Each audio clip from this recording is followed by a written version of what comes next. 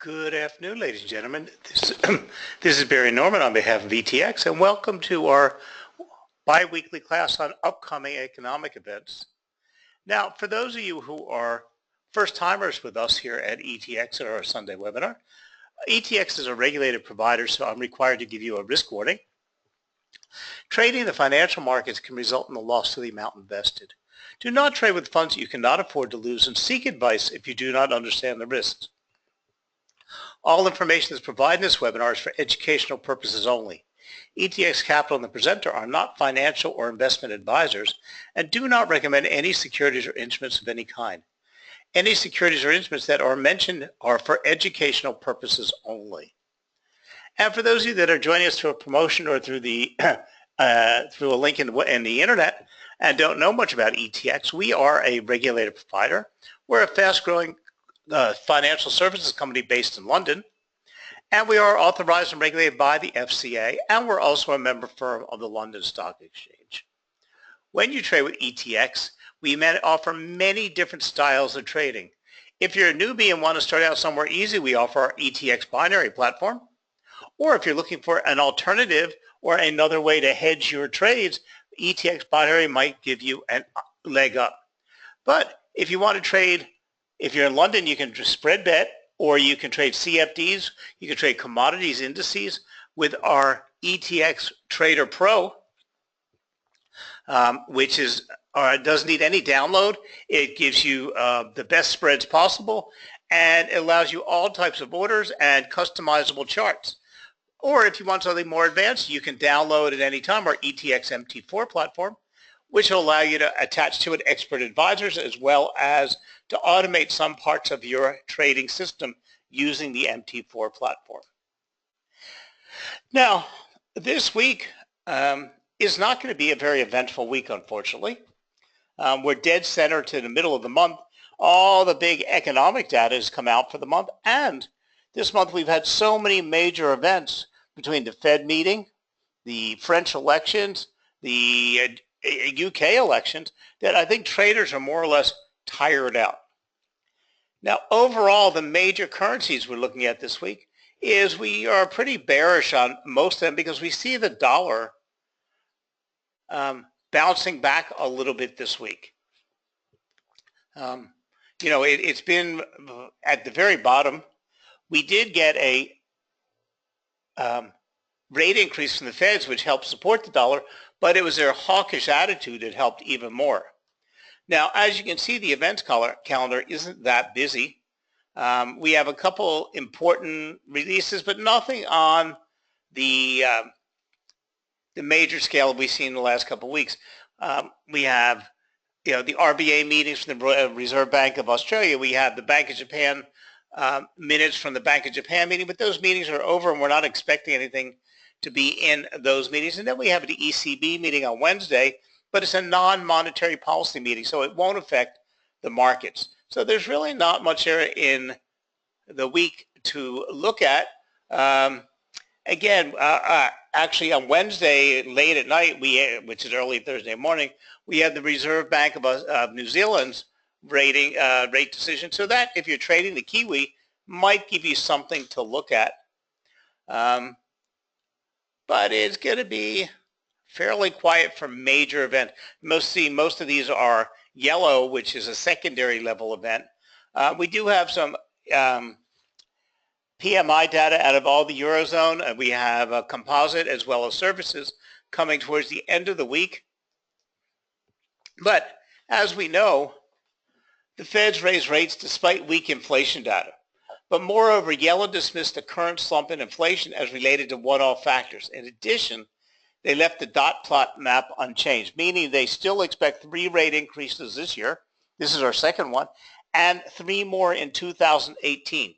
Most of the markets were expecting them to ease back and push the next rate increase from at least September to December and maybe ease back to 2 in 18, but they did not at all. They surprised the markets that way. And they were very, very confident. They were very hawkish. We did not expect any comment on the Feds reducing their balance sheet. We were expecting that in September, and Yellen mentioned it all this months earlier. So that means that the U.S. is doing, or long-term projections for the U.S. are much stronger than on the surface.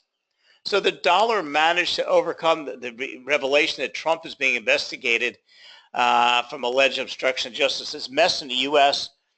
Between Mr. Comey, now Mr. Trump, his son-in-law, Kushner, is really starting to take over the markets. It's really starting to become a big event. And of course, Trump can't stay out of the headlines.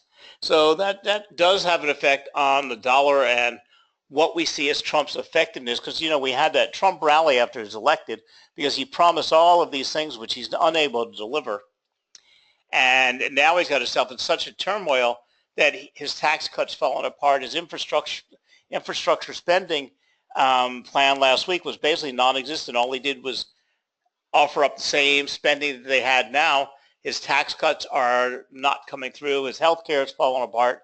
So the markets are really, even though the markets are trading at, they set records after Yellen's speech last week. So the stock markets are overinflated.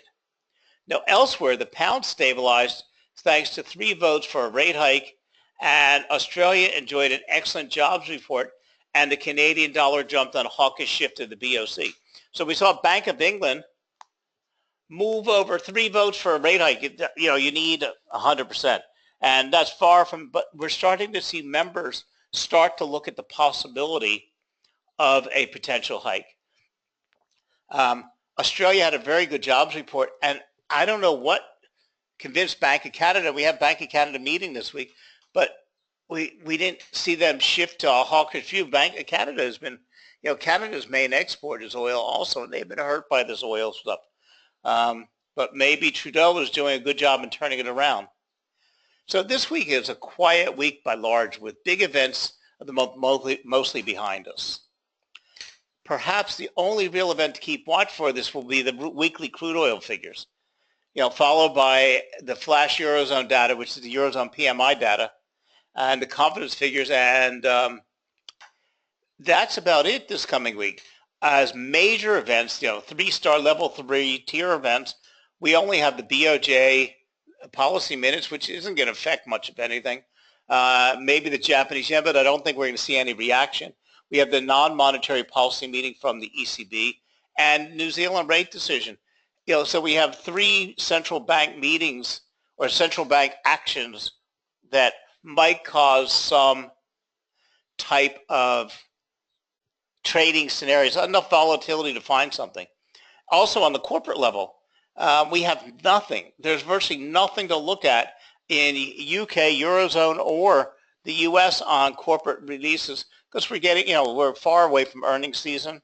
So we have April, May, June. So July, we're going to start to see earnings season. We have many weeks before we're getting close to it. So what did happen last week and what's going to take us in this week is the U.S. dollar enjoyed some strength thanks to the Fed's hawkish hike. Will it continue to advance? I don't know, but there's no reason for U.S. dollar weakness. The Feds can continue influencing currency thanks to speeches. Now we have a lot of speeches Monday and Tuesday from Fed members without much more economics data on the calendar. So, traders are always looking for, and so is the newspapers, always looking for headlines. So the speeches could spark a little bit of a rally for the dollar if they remain positive. Then we have U.S. housing data this week, but otherwise there's not that much. So again, the U.S. dollar enjoyed a strong rally following Donald Trump. The election, the Federal Reserve was already beginning to raise rates. The fiscal stimulus that the new president promised supported the greenback. The upwards move was compounded by upbeat outlook by Fed's Yellen. However, the winds have changed. Now they call it a Donald disappointment, especially in the healthcare debate hurt the dollar. In addition, Feds remain cautious after a dovish hike, but they weren't, and they were more hawkish. Okay, so Trump scandals have reached the boiling point where an impeachment is possible. Doubtful, but impossible, because most of us feel that Trump did not have any intention to obstruct justice. Trump was just naive and a businessman, not a politician. But it can get you in a lot of problems because he won't keep his mouth shut. So that's a big problem. So what it's doing, it's having an effect on growth in Q1 of 2017. But the first quarter of each year is always a little bit iffy. And then when spring gets here and we get quarter two, and then into summer, things start to rock and roll and we get stronger into 3 and 4. And so it's not so horrible. You always have the doomsday people out there. So Monday, there's virtually nothing on the calendar. Nothing above level 1 and slightly level 2 data, which none of that data is enough to spark volatility.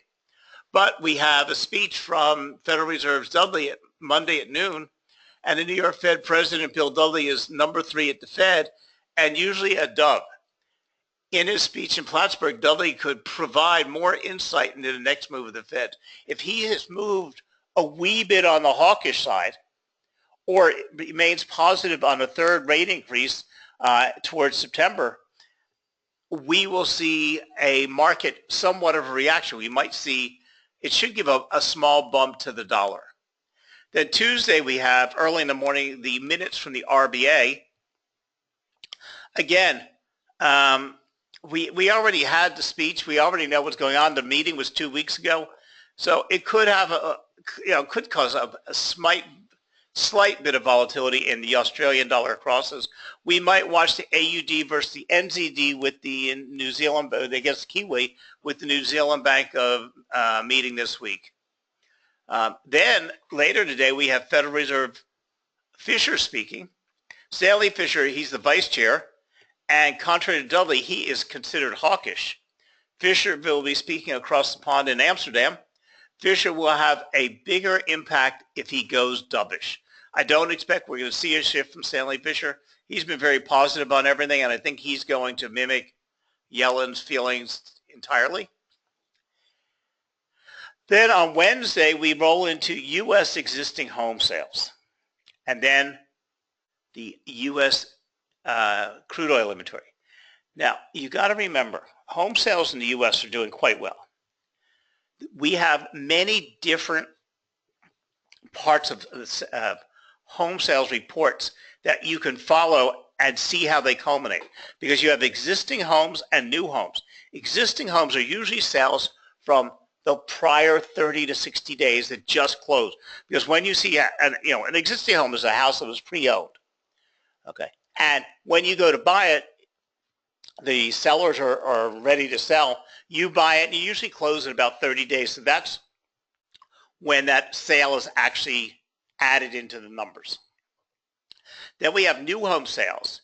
New home sales go to contract and will get delivered anywhere from 6 months to a year after the contract. So new home sales lag behind. New home sales have a big effect because they're more recent. Okay, and a lot of times, holidays, turmoil, weather can give you a weaker report, which is usually caught up the next month. If you could see something that happened, okay, in that month that might have delayed the sales. And in this case, okay, people might have been putting off buying, because most people will have adjustable mortgages, and Feds increase rates. That means it increases mortgage payments. So it might have been because we have had a rate increase that people have been sitting back hoping that there wasn't one. They could lock in a better rate, or they locked in rates and were waiting to close in June. So they're expected to miss expectations, but not seriously enough that they will spook the markets. Then we get the crude oil inventory. Now, crude oil is so weak and so sensitive now to everything that even if we see it bigger or smaller than it is, it might cause some volatility, because it's really not people, the buyers and sellers of actual crude oil doing anything. It's the speculators. And in oil, we have huge speculators. Oil is the biggest traded commodity out there. And there are big speculative positions. And these speculators push the markets in every which way, every headline they can get, they try to push it out into markets so that they can see a volatile move, so that, because they're just looking to book profit. And these big hedgers, I mean, it can cause anything to happen. So the weekly inventory report, if it's higher or lower than expected, you know, you see these speculators pushing the markets. So you might see something happening, but otherwise, there's nothing going on with OPEC. The mess out of Qatar is on a low boil. The Mideast isn't going crazy, and U.S. shale producers are doing what they always do. So there's nothing out of the ordinary right now that should push up that inventory. Now, we will start seeing some shifts because, well, we're actually in June, so the manufacturers have moved to summer oil. We go into summer drive season. That burns a lot more oil, but we also go into summer. Gasoline in the summer is a different formula than gasoline in the fall and the winter. And when they shift to these productions, this has a small shift also. It usually happens in the month of June. So we can watch to see what's going on with the crude oil inventory. So U.S. existing home sales are Wednesday. Now, new home sales are for existing secondhand homes. Back in April, the annualized level of sales stood at 5.57 million homes. That's a lot of houses that are sold in the U.S. And that's not new construction. It's only existing homes. A similar level is in the cards, about 5.54. Now, there's going to be nothing out of the ordinary. Crude oil inventories. The weekly update on the level of inventories always moves oil prices, but also has a wider impact.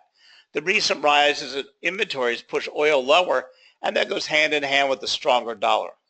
The correlation is strengthening. Inventories dropped by 1.7 million last week. Now remember, oil is always traded in dollars. So the stronger the dollar, the more it weighs on oil price, and it's a less attractive investment. So we'll see what happens this week with the dollar. Then we have the New Zealand rate increase, which is late at night, Wednesday night or Thursday morning. We're expecting them to maintain their rate at 1.75. We're not expecting any changes over there. We might want to watch for what Graham Wheeler has to say about the economy. But the fact is, it's a little country with a little economy, and it's not like the Bank of England or the Bank of Canada, where they're telegraphing things and they have to warn everybody ahead of time. Graham does as he sees fit. He's actually navigated through the last few years of economic turmoil very, very well with that bank. And he's managed to keep the country on a good kilter. He's been in that office for a long time. Then on Thursday, we have U.S. jobless claims and Eurozone consumer confidence. So U.S. jobless claims, the weekly barometer of U.S. markets looks very stable and going to the right direction. A drop to 237,000 was seen recently. Now remember, last 2 weeks ago in the non-farm payroll report, we saw unemployment drop to the lowest level it's been in 10 years, a decade. Similar numbers in the cards. So 241K is predicted. If it jumps up a little bit, down a little bit, it's not going to affect the dollar. It's not going to affect trading. So unless there's something really freaky about it, and that we would know about. Then on Friday, we get a little bit of action. We have German, French, Eurozone manufacturing PMI and services PMI. Now remember, when you're watching PMI, the most important number is German, because France is not a big enough economy. Spain, Italy, Germany is the workhorse. If Germany misses, it will weigh on the euro. If Germany's good, it will push the euro up. Okay. Overall Eurozone, even if it's a miss or a hit, if Germany stays stable or better, that's all that's going to count here. France is doing all right, but even if France is a little miss, we're not looking, because all these economies are so tiny as compared to Germany that they don't even total the masses. So we pay attention to German. Then we have Canadian inflation. Based on the new hawkishness of the BOC, we may see inflation higher than expected. Then we go to U.S. manufacturing PMI. Manufacturing hasn't been so good. It's forecasted to rise at 50 to 53.7, which is a very, very good number. But getting a miss would not be so, it would be a shock and weigh on the dollar. But I'm predicting that it's going to miss. and it will weigh on the S&P and the Dow. And then we get 3 o'clock, new home sales. Now, the previous month saw a drop of 11.4%. Again, we have to factor this in because there's no real formula, because you can have a rise in existing home sales and a drop in new home sales, and they end up netting each other out. Or, again, because new home sales aren't finished for a long time. So people might be buying because there are better deals to be bought and closed now, because especially if they're worried about rate increases, because if a rate is going to go up over the next year, you may say, you know what, I'm going to get my mortgage now. I'm going to buy a house in the market because to buy this house is a good price, but I'm not going to get into it for a year and a half. So we don't panic if new home sales. Now, we see a crash in new home sales and existing home sales. We get a little bit worried unless there was things like sometimes, you're coming off a month or two of extremely bad weather. Because then what happens is it just catches up the next month because people just weren't out looking at how. If you have extremely high, hot summer, people put it off for another month because people just, when it's boiling hot or you have bad, if hurricanes or major, people just don't want to go out looking at property. So they put it off to the next week or the next week. But it usually balances itself out. So while most sales are existing home sales, the sales of new homes trigger wider economic activity around them. Now that's important. See, new home sales are in a cycle, but then every time you get new home sales, you go to building permits. Then you actually, it creates jobs. Existing home sales doesn't create jobs. New home sales create jobs because people have to be hired to build it. They're buying raw materials. It helps copper prices. It helps the stock of Home Depot. It helps the stock of construction companies and builders as opposed to existing home sale. But if you also know that you're going to have so many people buying houses in the U.S. and they buy so many existing, so the guy buying the existing home might be buying it from somebody who bought a new home and is just getting ready finished. So it's still a big cycle. But that's it this week. There is nothing else on the calendar at all. Nothing in the political agenda. Of course, we have the French parliamentary elections today. We'll see, it's all projected that, our incumbent's going to wipe Parliament, take a big lead in Parliament. That will be fairly positive for the euro. Right now, the polls started coming out, and there's very low turnout because everybody's sure what's going to happen. So that's a fairly good thing there. Then we also have Theresa May dealing with Brexit. She mentioned today that she's going to come in with a new tack and a new contract starting this week, or new types of negotiations. We'll listen to see what that happens, how that affects the pound and the FTSE. Her loss in the election, not her loss, but her miss in the election, sent chills through the market. And personally, I thought it was a very, very stupid move on her behalf. Too cocky. She thought, and her party thought they had it all wrapped up. But, politics this year have been unpredictable. We could not predict the British people and the UK referendum. We could not predict the French election. We could not predict Trump winning. And it means that you cannot, just go with your gut feeling, because politics aren't as they are. And she should have been expecting to get wiped up with this, and she didn't really. She should have never called the election. I don't know why she did to secure her strong points, and then she ended up being weakened. But she also didn't campaign as like she should have, like she was desperate for the win. And that was a big fault, missing the debates, not going out for the kill. Politicians need to go for the kill no matter how safe they feel, how secure they are. And it came back and bit her in the butt. So we're going to have to watch what's going on with Brexit. We're going to start seeing, because the markets will be bored this week, we'll start to see lots of headlines on Brexit and negotiations. But that's really about all we have to look at this week. I'm sorry there's not anything more exciting on the calendar. We have some new webinars, and I have a whole bunch of new classes coming up over the summer for us. We have a class on MACD. We have a class on Bollinger Bands. We're going to have a class on MACD, Bollinger Bands. We're going to have a class on, I forgot. Oh, see, I'm getting old. My brain's getting run. MACD, one on Bollinger Bands, and I did forget. but we're doing 3 or 4 new classes on technical analysis only on specific items. So that should make it fairly interesting over the summer for you. We're going to redo Japanese. We're doing a new one on Fibonacci and understanding the difference between retracements and reversals. So we have some interesting classes coming up for you over the summer. No, we did GAN fans a couple weeks ago. Michael asked GAN fans. Unfortunately, GAN fans is not a very popular subject, and we're more, we have to be more concerned with what's popular. GAN fans is a little bit complicated, so we're going to stick this summer with the buzzwords. The big ones everybody's looking for is Bollinger Bands, Fibonacci's, retracements, and reversals, and MACD. MACD is extremely popular. It's a great indicator to learn. So thank you all very, very much. And we'll talk to you on Wednesday. I don't know what I'm teaching this week. Don't remember. But we'll see you on Wednesday. Thank you very much.